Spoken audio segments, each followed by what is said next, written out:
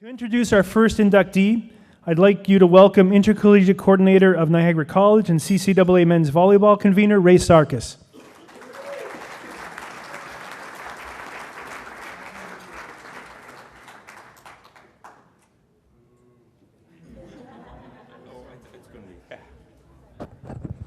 It's great to see so many friends from the volleyball family here tonight.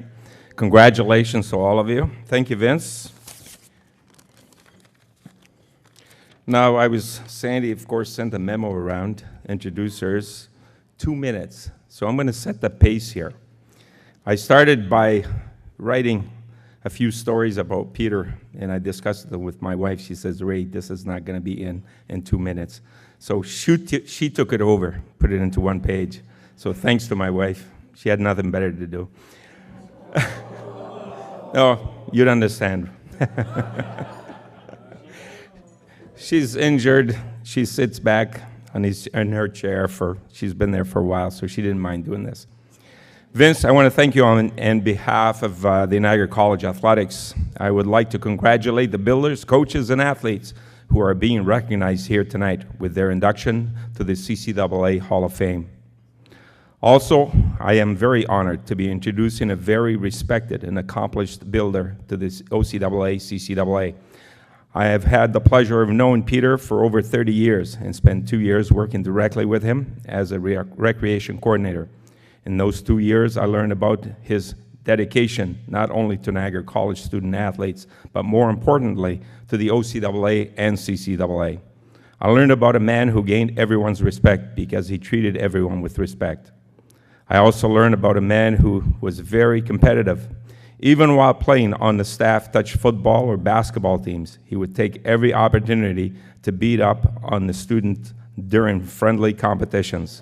Whether it was basketball, badminton, it didn't matter. He enjoyed every minute of it because they thought they can beat up on the older guy.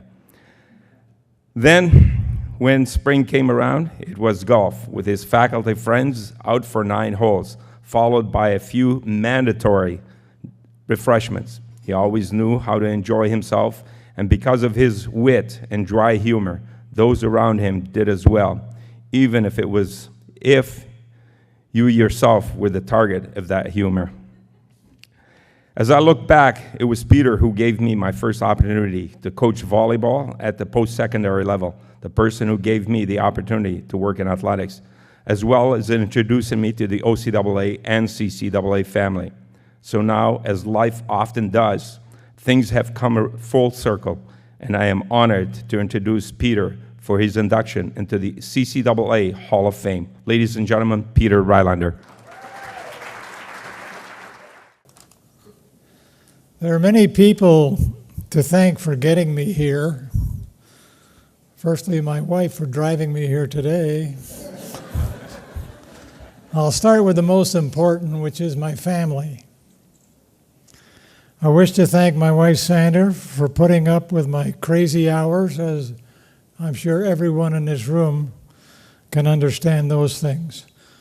With 2 children at home, and with the oldest being a slight problem, Heather, our youngest, who always said she was perfect, is here tonight with my wife, Sandra. Her husband, Jonathan, is in Montreal tonight, Heather? It's either Montreal, Calgary, Seattle, Vancouver. I can't keep track of where the guy goes. But he's in Montreal on one of his many business trips. Our 2 grandsons, ages 9 and 7, are at home and hopefully asleep by this time. Heather will find out when she goes home. Also, many thanks to the OCAA for letting me get to know so many great and wonderful people. And it was sure fun seeing some of the old people here tonight. I guess I'm the oldest, but we're all getting there. Screw you, Fred.